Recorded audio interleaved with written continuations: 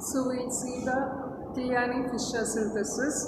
In Kiliani-Fisher synthesis, it is also known as a chain elongation, or it is the ascending synthesis. Okay. So Kiliani-Fisher synthesis. For that, we can say that suppose you're going to start with the 5 carbon carbohydrate, you can synthesize to the next level, that is you can synthesize a 6 carbon carbohydrate. Okay, so for this we are going to synthesize from the 5 carbon to a 6 carbon compound. Okay, so for that we are going to start with D-arabinose. D-arabinose has got 5 carbon atom, 1, 2, 3, 4, 5, and we can say that this is the structure of D-arabinose, that is CHO, OH on the left hand side, then 2 OH on the right hand side, and CH2 OH. Okay, so what you have got to do over here is that you have got to introduce one more. Okay, ascending means our 5 carbon atom is converted to a 6 carbon atom, means you have got to add one more carbon atom to it, and for the purpose what we are going to do is we are going to treat it with hydrogen cyanide. Okay, it will be treated with hydrogen cyanide.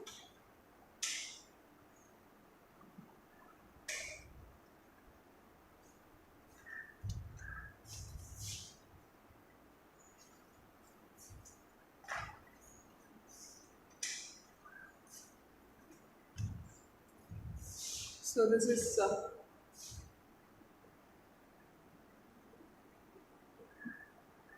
HCl, hydrogen cyanide. So we can say that CHO. Okay, you have already learned the reactions of aldehyde. CHO can be written as CH double bond O, or it can be written as COH OH. Okay, C double bond O can be written as COH and OH. And suppose hydrogen cyanide is added to it, we know that this hydrogen and water will be combining, or you can say this is H plus and Cl minus, and this OH will be combining with that of the H plus, and the Cn minus will be attacking the carbon atom. Okay, so actually what we get over here is hydrogen and cyanide, and also the OH. Okay. Here we can say that earlier it was OH. Here we can say this one of the OH is replaced by cyanide group. So we have H, OH and Cl. Now again there is a possibility, since this C double bond O is converted to CH, OH, Cl. Okay, there are two possibilities. One possibility we can say Cn can be written on top, and this OH and H can be written to the left and right side. So there are two possibilities, meaning we can also have one more type, that is Cn is written to top and OH and H coming to the other side. Okay, so when C double bond O is attacked by HCN, you get it as CH, Cn, COH. So there are two possibilities, H and OH can be on the left and right. So you get two different structures. So this can be shown in this way, that is the first OH, and this is H, then H, OH, the rest of it remains as such. So H, OH, and at the bottom we have CH2. So this is one figure or one structure we are going to get. The other structure we can say we will be getting it as 2, 3, CH2, OH, OH, H, H, H, H.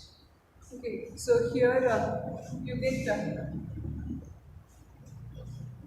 from D-arabinose. Once it is treated with a hydrogen cyanide, you're going to get two products of a six-membered ring. Okay, in which the cyanide is written on top and H and OH is written on the left and right.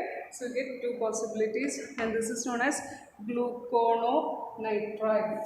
This is known as D-glucononitrile. Okay, nitrile means it is a name of cyanide. Okay, cyanide is nitrile, and this is D-manono. Okay, this one is D-manono. Manono. Nitrile. D-manono-nitrile, and this is D-glucononitrile. So this is the first step, that is you have introduced a cyanide group to it. Okay, you've introduced a cyanide group. Now next what you've got to do is that the cyanide should be, our aim is that we do not require any cyanide in it. Our aim is that we have got to convert the cyanide to a CHO group. So for that, what you've got to do is that you have to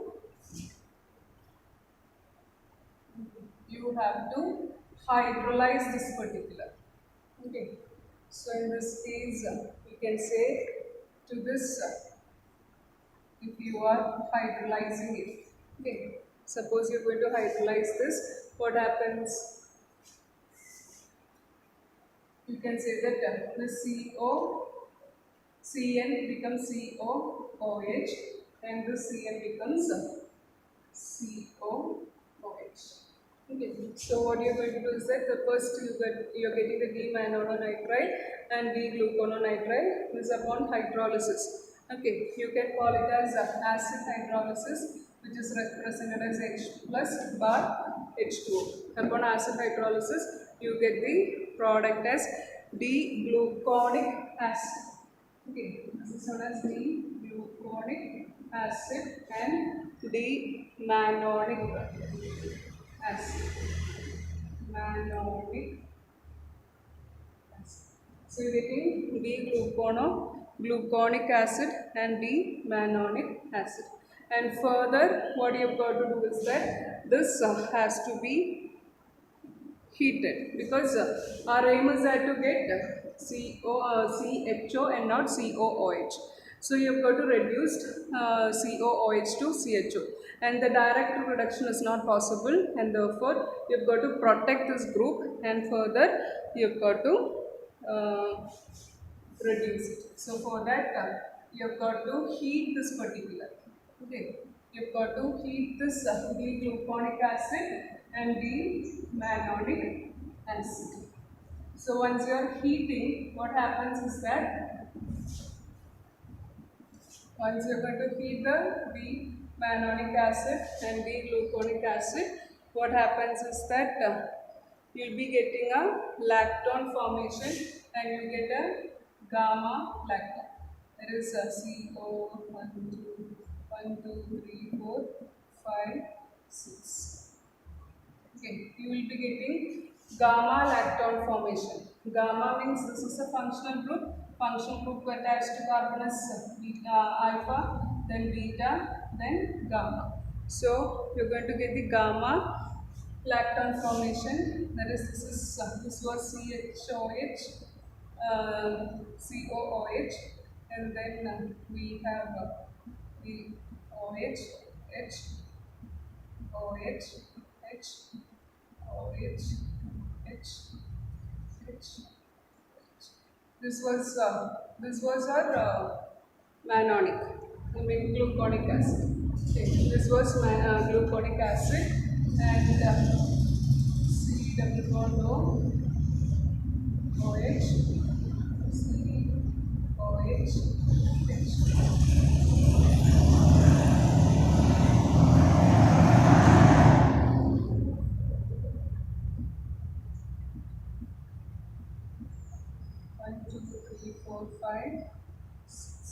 And this was the mannonic acid. So what happens is that if you are heating the gluconic acid and the mannonic acid, what happens is that this OH and the alpha, beta, gamma, this OH will be combining and the molecule of water will be eliminating, and therefore a bond is formed between these two carbon through oxygen.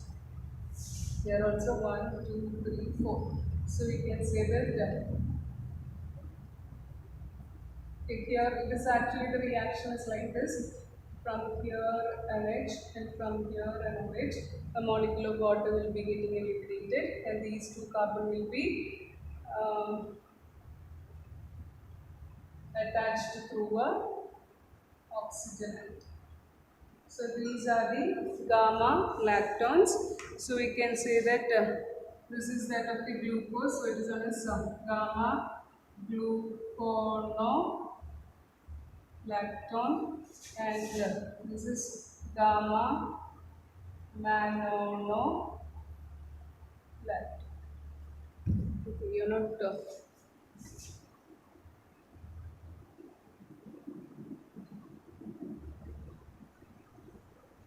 This is gamma. Okay, this is gamma gluconolactone, and this is gamma mannanolactone. Okay, lactone formation, and for the next step, you can reduce these lactones. Okay, this is that you're going to reduce it using sodium amalgam. Okay, you can use sodium amalgam, and in presence of H plus ions, we can say that the next step,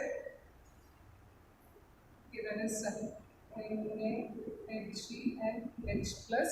We can say that these are converted to corresponding aldehyde. This becomes CHO. This is getting reduced, and this is becoming CH. And this is OH. This is OH. Okay, reduction means we can say it will be like this.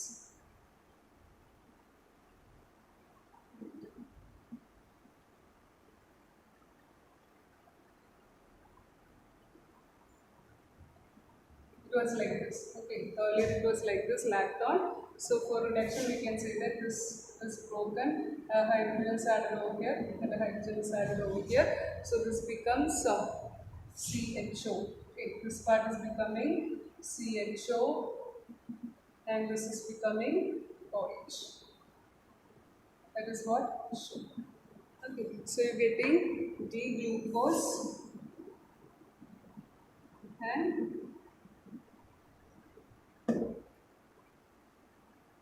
you're getting D-glucose and D-mannose. And this particular reaction is known as Kiliani-Fischer synthesis, or the chain elongation, or it is also known as the ascending series. That is, from a 5-carbon atom carbohydrate, you can synthesize a 6-carbon atom carbohydrate, or if you are starting with a 6-carbon, you can synthesize a 7-carbon like this. Okay, so this is a very important reaction because this usually come for exam.